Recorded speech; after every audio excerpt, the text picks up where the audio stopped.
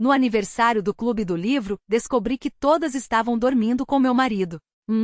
A linha tensa entre o ordinário e o absurdo. Aline tinha 34 anos, era dentista em um consultório modesto no bairro de Pinheiros, em São Paulo, e colecionava 3 coisas: canecas de chá com frases existencialistas, edições de bolso de Clarice Lispector e a ilusão de que sua vida era normal. Não uma normalidade chata, mas aquela que se constrói com esforço, ou um casamento de 9 anos com Davi, arquiteto, 38. Sorridente demais para quem acordava às 5 horas para correr, uma casa pequena mas bem decorada na Vila Madalena, e um grupo de amigas que uma vez por mês se reunia no Clube do Livro das Desalmadas, apelido carinhoso que elas mesmas tinham dado ao grupo, por conta da preferência por romances sombrios e vinho barato demais para o padrão delas. O clube completava 5 anos naquela sexta-feira, 13 de outubro. Aline havia decorado a sala com guirlandas de papel recortado, feitas à mão, porque artesanal é chique. Arrumado uma mesa de frios que custará metade do seu salário e escolhido a amiga genial, de Helena Ferrante, como tema da noite.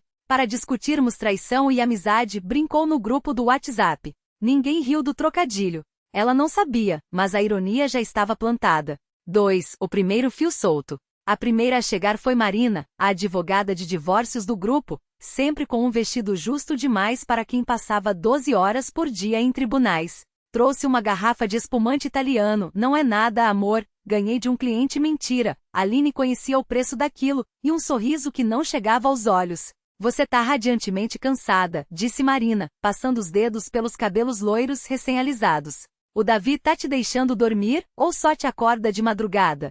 Aline riu, mas a piada doeu como uma agulha de anestesia sem aviso. Ele tá trabalhando até tarde nesse projeto do edifício Aurora. Você sabe como é. Claro, Marina tomou um gole do espumante, direto da garrafa. A gente sabe tudo sobre os projetos do Davi. Algo na entonação, uma ênfase demorada no tudo fez Aline franzir a testa. Antes que pudesse perguntar, Júlia chegou, a professora de yoga com voz de terapeuta e um cheiro permanente de incenso no cabelo.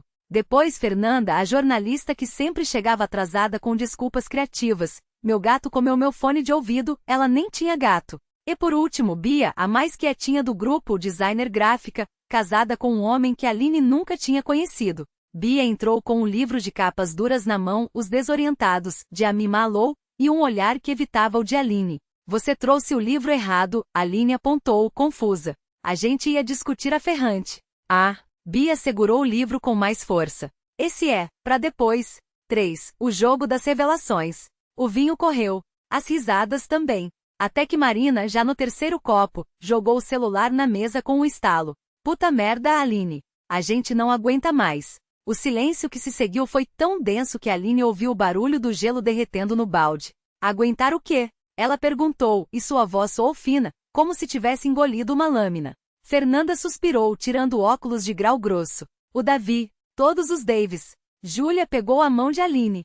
Sua pele estava quente, úmida. A gente não queria te magoar, mas a gente estava magoando você há meses. E então, como se tivessem ensaiado, cada uma delas contou. Marina, ele disse que você não o entendia, que você era fria. A gente se encontrou num bar perto do escritório dele, depois de uma audiência minha. Foi uma vez. Depois mais 3. Júlia, ele chorou. Disse que vocês não faziam sexo há 1 ano. Que você só pensava em trabalho. A gente transou no meu estúdio, entre uma aula e outra. Ele gosta de ser amarrado. Fernanda, eu descobri os áudios no celular do meu namorado. Áudios deliciosos do Davi descrevendo o que faria comigo. A gente se encontrou no motel na Moca. Ele paga em dinheiro. Bia não disse nada. Só deslizou o celular pela mesa. Era uma foto. Ela e Davi, nus na banheira da casa de praia que Aline achava que era só deles. A data, 2 semanas atrás. A gente tava com raiva de você, Marina confessou finalmente. Você sempre foi a certinha. A que tinha tudo. A gente queria provar que nada é perfeito. Aline olhou para as 4. Seus rostos antes familiares, agora pareciam máscaras descosturadas. E a Fernanda? Ela perguntou, a voz um fio de navalha. Você nem gosta de homem. Fernanda riu, um som seco. Gosto de destruir homens. E o seu era fácil. 4. O desfecho, a casa que não era dela. Aline não chorou. Não gritou. Pegou a garrafa de espumante pela garganta e esmagou contra a parede. O líquido escorreu como sangue. Saiam. Elas obedeceram. Sem discussão. Só Bia hesitou como se quisesse dizer algo, mas Aline já tinha pegado o celular e digitado a senha do iCloud de Davi, que ela conhecia, claro, porque confiança é não precisar esconder as fotos, os áudios, as mensagens. E então o pior, um e-mail enviado há uma semana para um corretor de imóveis. Preciso vender a casa da Vila Madalena o mais rápido possível. Minha mulher não pode saber. Assunto: Projeto Aurora. Projeto Aurora. O nome do edifício que Davi jurava ser só um trabalho.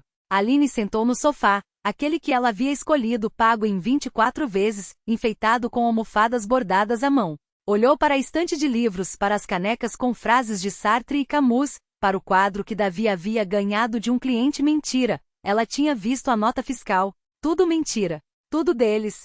Ela pegou o celular novamente e digitou uma mensagem no grupo do Clube do Livro. Amanhã, 20 horas.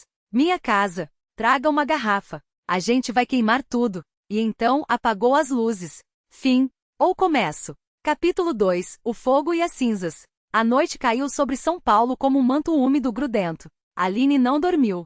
Ficou sentada no escuro, ouvindo o zumbido da geladeira e o rangido ocasional do prédio vizinho, como se as paredes também estivessem conspirando. Às 5 da manhã, ela se levantou, vestiu a camiseta mais velha que tinha, aquela com a estampa desbotada de a insustentável leveza do ser, e começou a arrastar móveis. Não todos. Só os que ele havia tocado. A mesa de jantar, comprada em promoção, outra mentira. Ela encontrou comprovante de pagamento em parcelas no e-mail dele. O abajur de design nórdico presente de um fornecedor. Até o faqueiro de prata que Davi jurava ser herança de família, mas que Aline sabia ter sido comprado em um leilão online depois de uma briga por dinheiro. Ela empilhou tudo no meio da sala, como uma fogueira doméstica. Quando o sol nasceu, a vizinha do apartamento 302 bateu à porta, assustada com o barulho. Tá tudo bem, Aline? Parece que tão derrubando parede aí. Tá ótimo, Dona Marisa. Só tô reorganizando a vida. Dona Marisa franziu o senho, mas não insistiu. Afinal, quem nunca teve uma crise existencial antes do café? Às 8, Aline enviou outra mensagem no grupo do Clube do Livro, dessa vez só para Larissa, a advogada do grupo, conhecida por sua habilidade em destruir homens em processos de divórcio, e por trazer os melhores vinhos chilenos. Preciso que você chegue mais cedo. Traga os papéis. E uma pá. Larissa respondeu em 2 segundos. Já tô no carro. Levo uma enxada também por via das dúvidas. Às 19h30, o interfone tocou. Era Beto, o único homem do clube, um professor de filosofia com barba mal cuidada e o hábito de citar Nietzsche em momentos inapropriados. Ele chegou com uma garrafa de cachaça artesanal e um isqueiro do tamanho de um tijolo. Trouxe combustível para a revolução, anunciou, erguendo a garrafa. Perfeito. A gente vai precisar, Aline disse, abrindo a porta. Uma a uma as mulheres foram chegando. Teresa, a jornalista investigativa, com uma caixa de fósforos e um olhar que prometia incêndio. Mônica, a psicóloga, que trouxe marshmallows. Porque depois da catarse, a gente vai precisar de açúcar. E Fernanda, a arquiteta, que chegou com um roteiro de demolição caso precisassem derrubar alguma coisa ou alguém. Gente, antes de a gente começar, Aline apontou para a pilha de móveis no centro da sala. Isso aqui é o que sobrou da minha vida com ele. E amanhã, isso aqui vai virar cinza. Larissa abriu a pasta e jogou um maço de papéis em cima da mesa. Assina aqui, aqui e aqui. Esse é o pedido de divórcio. Esse aqui é a notificação para ele sair do apartamento, que por sinal, está só no seu nome, graças a Deus. E esse, ela sorriu maliciosa, é uma intimação para ele explicar pro juiz porque transferiu 80 mil reais para uma conta no Panamá semana passada. Aline sentiu o chão tremer. O quê? Pois é, achei que você ia querer saber antes de atear fogo em tudo. Larissa tomou um gole de vinho. O cara tava planejando sumir, Aline. O Projeto Aurora não é um prédio. É um apart-hotel em Lisboa. Com o nome dela. Silêncio. Depois, Teresa soltou uma risada seca. Bom, então a gente tem 2 opções. Ou a gente queima os móveis, ou a gente queima ele. Mônica ergueu a taça. Eu voto nas 2 coisas. Às 20h15, quando a primeira chama lambeu a madeira da mesa de jantar, Aline não chorou. Ela só observou, hipnotizada, enquanto o fogo devorava cada mentira, cada nota fiscal escondida, cada promessa queimada. Davi chegou às 20h40, atraído pelas mensagens desesperadas que mandou para Aline. Onde você tá? Preciso explicar. Ele entrou sem chave, a fechadura já havia sido trocada, e parou no meio da sala.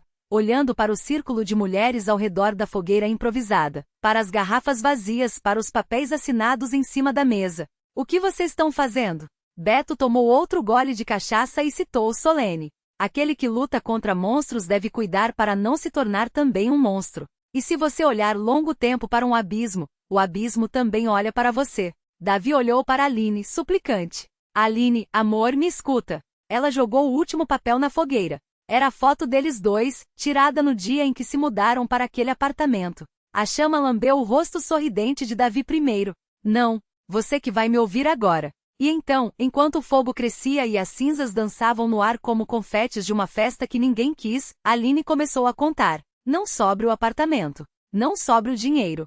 Sobre ela. E pela primeira vez em anos, Davi calou a boca.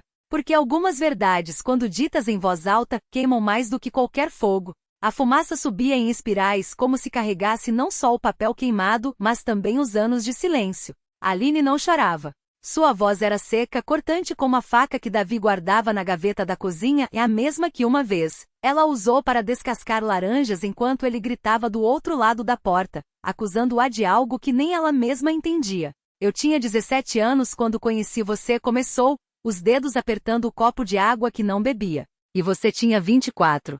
7 anos de diferença, Davi. 7 anos em que você já deveria saber que amor não é posse. O ar cheirava a cinza e mentira velha. Ele tentou interromper, mas ela levantou a mão, e pela primeira vez ele obedeceu. Você sempre soube que eu não era só sua. Que eu tinha sonhos que não cabiam nas suas regras. Mas você foi esculpindo meu medo devagar, como quem afia uma lâmina. Primeiro foi o não sai sozinha à noite, depois o esse vestido é muito curto, até que um dia eu acordei e não reconheci mais a menina que queria ser médica. Porque, para você, eu só podia ser sua. Davi engoliu em seco. Lembrou-se da primeira vez que a vira, no bar perto da faculdade, rindo alto demais, os cabelos soltos como se não temesse nada. Ele a desejara justamente por isso, pela luz que tinha nos olhos, pela forma como ocupava espaço. E depois passará anos apagando-a, gota a gota. Eu não, sua voz falhou.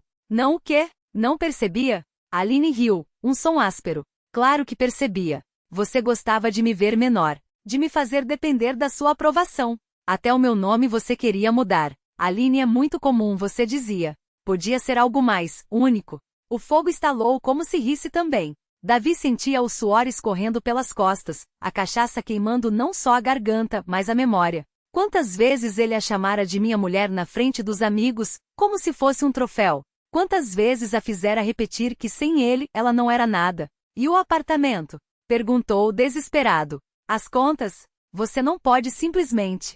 Simplesmente? Ela repetiu, e pela primeira vez sua voz tremeu. Não de medo, mas de uma fúria tão antiga que doía. Eu posso, Davi, porque eu existo fora das suas planilhas. Porque eu tenho uma irmã que me espera em Recife, um emprego que me ofereceram semana passada, e uma vida que eu escolhi começar sem você. Ele olhou para as cinzas. Entre elas, o brilho derretido do anel que lhe dera no segundo ano de namoro, o mesmo que anos depois, ela passará a usar só quando ele estava por perto. Você está me deixando?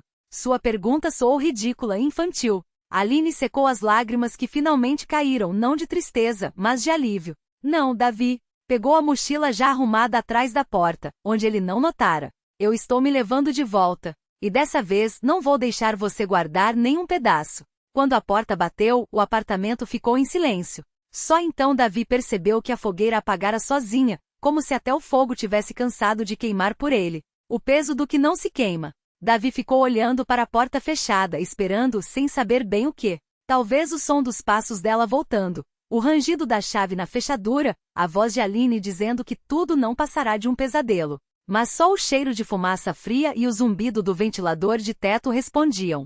Ele se ajoelhou, colheu as cinzas com as mãos nuas. O anel, agora uma massa disforme de metal, queimou seus dedos. Jogou tudo no vasinho de samambaia que ela insistira em manter na varanda, apesar de Davi sempre esquecer de regar. As folhas amarelas e ressecadas caíram como papel picado. No bolso da calça, o celular vibrou. Era uma mensagem do grupo de trabalho, algo sobre prazos e planilhas. Davi o desligou. Depois abriu a geladeira e pegou a última cerveja, a que ela deixara de lado na noite anterior, quando ainda acreditava que conversariam. Tomou direto da garrafa, sentindo o gosto amargo misturar-se ao de cinza em sua língua. Foi então que viu o envelope. Estava preso à geladeira com um ímã de formato de abacaxi, aqueles que ela comprava em feiras de artesanato. Dentro, um bilhete escrito à mão com a letra miúda e inclinada que ele um dia achará encantadora. Não procure. Não ligue. Não tente entender. Algumas coisas só fazem sentido quando param. E abaixo, rabiscado como se fosse um detalhe sem importância. O gato fica. Você sempre gostou mais dele do que de mim. Davi olhou para o sofá, onde Bento, o gato cinzento que ela resgatara numa chuva 2 anos antes, dormia encolhido. O animal abriu um olho, observou-o com indiferença e voltou a ronronar. Ele deveria chorar, ou gritar, ou, no mínimo, sentir raiva. Mas só havia um vazio tão concreto que doía como uma costela quebrada. Davi sentou no chão, encostado na geladeira, e ficou ali, imóvel, enquanto a noite caía sobre a cidade. Do lado de fora, o barulho dos carros e das buzinas parecia vir de outro planeta. 3 dias depois, Davi acordou com uma batida na porta. Não era Aline, ele já saberia pelo cheiro, pelo jeito como a chave giraria. Era a síndica, uma mulher de cabelos grisalhos presos num coque apertado, com uma expressão que misturava pena e impaciência. O 302 está reclamando do cheiro de queimado, disse, sem rodeios. E o gato não para de miar no corredor. Davi passou a mão pelo rosto, sentindo a barba por fazer arranhar sua palma. Desculpe. Vou resolver. A síndica hesitou como se quisesse dizer mais, mas apenas assentiu e se afastou. Foi então que ele notou as caixas. Estavam empilhadas junto à parede da sala, com etiquetas escritas pela mesma letra do bilhete. Livros, doe roupas, leve para sua mãe, coisas que não são suas. E nunca foram. Em cima de uma delas, o porta-retratos que guardava a foto deles em Fernando de Noronha, sorrindo sob um sol que agora parecia falso. O vidro estava quebrado, como se alguém o tivesse jogado contra a parede, mas Davi não se lembrava de tê-lo feito.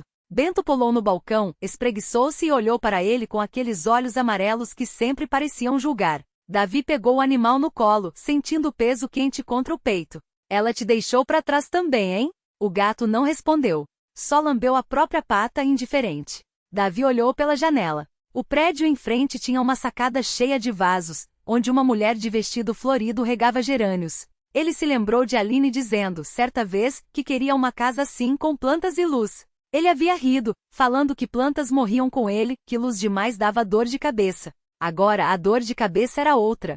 Pegou o celular, ainda desligado, e o guardou na gaveta da mesa de cabeceira, embaixo de um maço de cartas de baralho que eles usavam para jogar buraco nas noites de insônia. Depois abriu a caixa marcada coisas que não são suas e encontrou, entre um cachecol e um par de brincos, um chaveiro de concha que ela ganhará de uma amiga em Salvador. Davi o segurou entre os dedos, sentindo o peso insignificante da coisa. Depois foi até a cozinha, abriu a torneira e deixou a água levar a concha pelo ralo. Bento miou, como se perguntasse o porquê. Porque algumas coisas, Davi murmurou, só fazem sentido quando somem.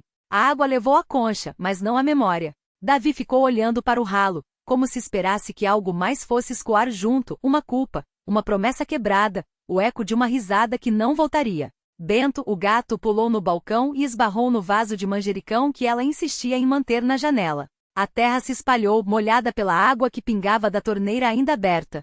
Ele fechou a torneira com um movimento brusco, como se estancasse algo mais do que água. Depois pegou o vaso, jogou fora as folhas murchas e o encheu com pedras que encontrou no fundo do armário, onde guardavam coisas sem utilidade, um relógio sem bateria, um isqueiro vazio, um bilhete de cinema amassado com a data de um filme que nenhum dos dois lembrava ter assistido. As pedras não precisavam de cuidado. Não morriam. Não exigiam nada. Na sala, o sofá ainda guardava a marca do corpo dela, um vinco no tecido que Davi evitou tocar. Em cima da mesinha, um copo meio cheio de suco de maracujá. Ela sempre deixava pela metade, como se a vida fosse uma coisa que podia ser interrompida e retomada depois. Ele bebeu o resto, azedo e morno, e sentiu o gosto amargo subir pela garganta. Foi então que o telefone fixo tocou. Ninguém ligava naquele aparelho há meses. O som estridente cortou o silêncio como uma faca sem aviso. Davi atendeu no terceiro toque, já esperando ouvir a voz de um telemarketing ou um erro de descagem.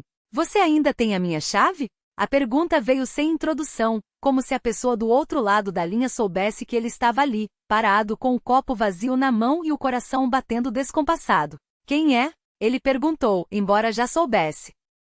Acho que você sabe. A voz era rouca, como se tivesse sido arrastada por quilômetros de fio antes de chegar até ele. e acho que você também sabe por que estou ligando. Davi olhou para a gaveta onde guardara o celular desligado. Dentro dela, além das cartas de baralho, havia uma chave pequena de latão, que ela havia deixado no bolso do seu casaco certo dia de chuva, quando chegaram ensopados em casa e riram porque pareciam dois náufragos.